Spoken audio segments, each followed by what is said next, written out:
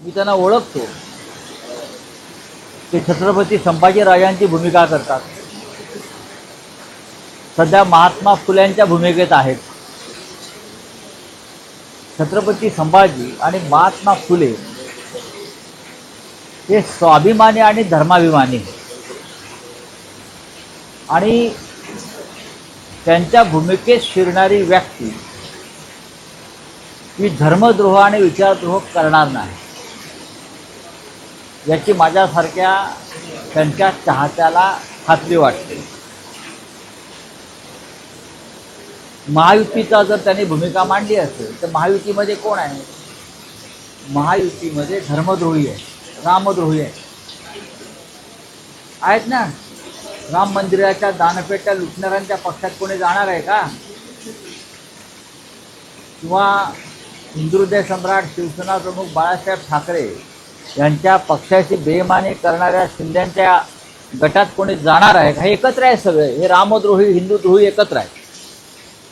त्यांच्यामध्ये जाण्याचा विचार जे करत असतील किंवा जे गेले आहेत त्यांना सुद्धा इतिहास धर्मद्रोही, हिंदुद्रोही आणि रामद्रोही म्हणून त्यांची गणना केली जाईल. कोणत्या अर्थानं कोल्हे बोललेत मला माहीत नाही, पण कोल्हे हे जेव्हा शिवसेनेबरोबर होते तेव्हा त्यांनी शिवसेनेत निष्ठेने काम केलं.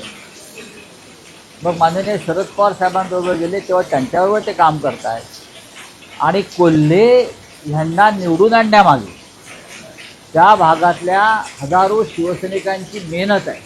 हे जिल्हाप्रमुख आहेत पुण्यातले आमचे, बरं का, रामदासआबा धनवडे, त्यांना विचारा की कोल्ह्यांना निवडून आणण्यामध्ये मूळचा तो मतदारसंघ शिवसेनेचा, फक्त अमोल कोल्हे आहेत, संभाजी महाराज आहेत आमचे पडद्यावरचे, म्हणून आम्ही सगळ्यांनी त्यांना मनापासून त्यांचं काम केलं. त्याच्यामुळे अमोल कोल्हे यांनी जरी काही वक्तव्य केलं असलं तरी ते मूळ पक्षातच राहतील याच्याविषयी माझ्या मनात शंका नाही.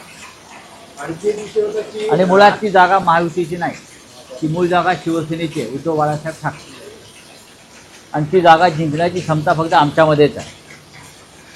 का बरोबर ना? हां, आमचा साधा शिवसैनिक सुद्धा ती जागा जिंकू शकेल असा तो मतदारसंघ आहे.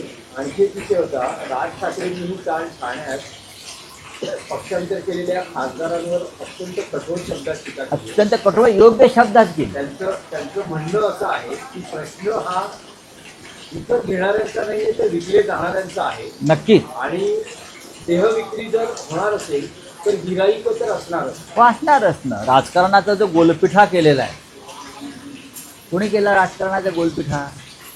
महाराष्ट्राच्या राजकारणाला प्रतिष्ठा होती, महाराष्ट्राच्या राजकारणाला एक विचार प्रवाह होता, विविध विचारांचे लोक होते, पण महाराष्ट्रासाठी ते एका प्रवाहात सामील होत होते.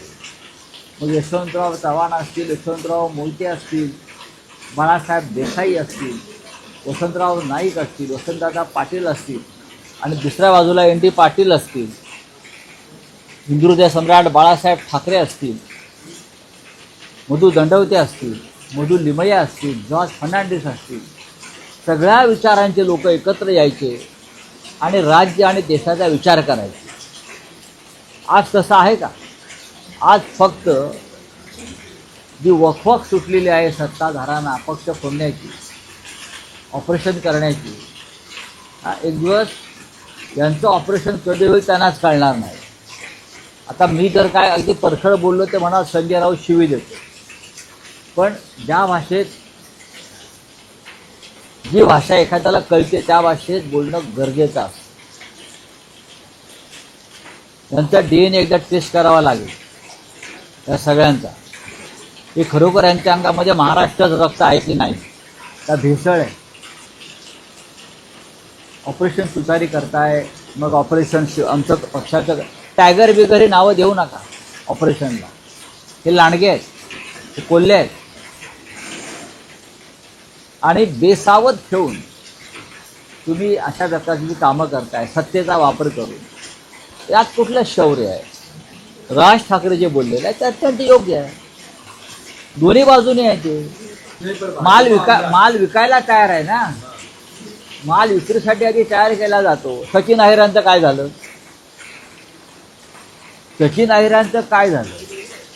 इकडले जे आमचे खासदार आहेत त्यांना फोडल्याचं बक्षीस म्हणून त्यांना उपसभापती केलं. पक्षात राहून त्यांनी कसं केलं की ते शिवसेनेमध्ये आहेत, पण काम कोणाचं करत होते? शिंदे गटात, भाजप, फडणवीसांनी. इकडले जे खासदार आहेत जे कुठले शेवटचे असताना त्याच्यामध्ये फार मोठी कामगिरी ही सचिन अहिरांनी बजावली. नाही, पण त्यांच्या भाजप आमदारांचं असं म्हणणं आहे की राज ठाकरेंच्या या विधानावर त्यांच्यावर हक्कभंग काही हरकत नाही, पण आम्ही आणणार नाही. आणा ना. कारण त्यांचं असं म्हणणं होतं की एकेकाळी आम्ही राज ठाकरेंबरोबर काम केलं. उद्धव ठाकरेंना जे आमदार, खासदार, नगरसेवक सोडून जाते, स्वतः राज ठाकरेही उद्धव ठाकरेंना सोडून गेले होते. या सगळ्या गोष्टी हा विषय हा विषय इथे चर्चेचा नाही आहे. महाराष्ट्र नवनिर्माण सेनेचे प्रमुख राज ठाकरे यांनी सध्याच्या राजकारणातलं जे सत्य आहे परत ते सांगितलं. हा देहविक्रय करण्याचाच प्रकार आहे. तो पेजेला देईल त्याच्या शेजेला जायचं,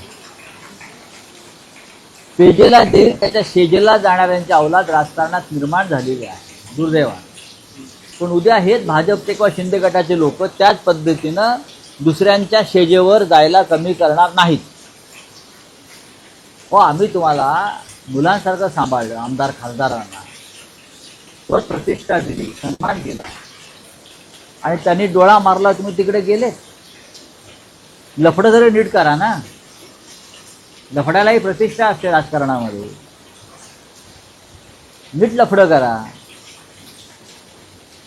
बोला. आणखी एक विषय होतं की सचिन अहिर यांची उपसभापतीपदी बिनविरोध निवड झाली आहे.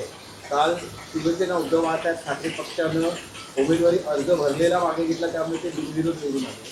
पण त्यांचं असं म्हणणं आहे की मी शिंदे शिवसेनेत जाताना उद्धव ठाकरे यांना मेसेज केला होता, मला माहिती आणि त्याला त्यांनी रिप्लायही केला, असं सचिन अहिर यांचं माझ्याकडे माहिती नाही त्याला का उद्धव ठाकरे म्हणाले जा म्हणून. उत्तर काय ते सांगा ना. उत्तर काय ते सांगा की सन्मान्य उद्धव ठाकरे असं म्हटले का वा वा वा वा छान छान सचिन अहिर तुम्ही उत्तम निर्णय घेतलात, हां असं बोलले का ते? त्यांची कुठेतरी व्यथा वेदना असेल ती त्यांनी व्यक्त केली असेल. ज्यांच्यावर उद्धव साहेबांनी विश्वास ठेवला अनेक कामात, ते जर अशा प्रकारे बेईमानी करून जात असतील तर त्या नेत्याची भावना काय असेल सांगा ना. किंवा हे जे काय आहे ना हे गोंधळ निर्माण करू नका उगाच. बोलिए.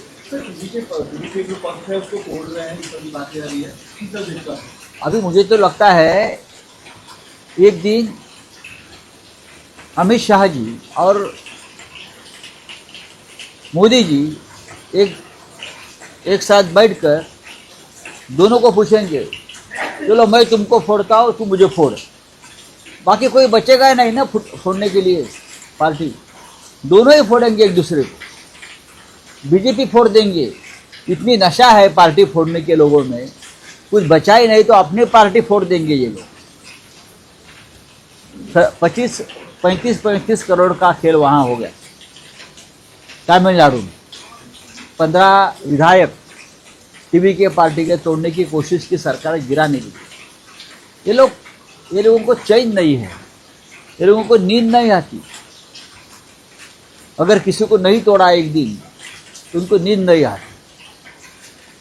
क्या कर सकते हैं? देश का लोकतंत्र इतने स्तर तक नीचे गिरा है. कभी आने वाले पीढ़ी को बताना होगा कि देश में कभी लोकतंत्र था. विपक्ष इसमें कुछ कर नहीं रहा है. क्या नहीं करना? विपक्ष क्या करेगा? विपक्ष क्या करेगा? आप सेंट्रल एजेंसी और पैसे का इस्तेमाल करके उनकी पार्टी तोड़ रही है, तो विपक्ष क्या करेगा? मैंने पहले भी बोला है, जिस दिन ये लोग सत्ता में नहीं रहेंगे और ये सेंट्रल एजेंसी हमारे पास आएगी तो बीजेपी के 10 टुकड़े हो जाएंगे, वो भी 10 मिनट में. वो भी 10 मिनट में. एक भी पार्टी नहीं बचेगी, ना शिंदे बचेगी, ना अजित पवार गुट बचेगा, ना बीजेपी बचेगी. 1 घंटे के लिए ईडी सीबीआई हमारे पास दे दो, बहुत आसान है अभी। करप्शन बिल आ रहा है जिसे पीएम और पीएम दोनों की इजलासों में दिया जाएगा, क्या लगता है कि ये राजनीति होगी कि उससे पहले पीएम के खिलाफ एफआईआर लॉन्च करना पड़ेगा। कोई करेगा? इतना करप्शन हो रहा है देश में। मंत्रियों के खिलाफ, धर्मेंद्र प्रधान के खिलाफ एफआईआर लॉन्च करो, बाद में ये बिल लाओ ना। इस देश में प्रधानमंत्री के खिलाफ जो अपराध किए हैं, करप्शन, पूरा देश बेच दिया है, लोकतंत्र खत्म कर दिया है। प्रधानमंत्री के खिलाफ कोई अपराध या मुकदमा कोई दायर करेगा तो ही ये बिल का फायदा है, नहीं तो क्या फायदा, नहीं तो अपोजिशन को अंदर डाल देंगे आप।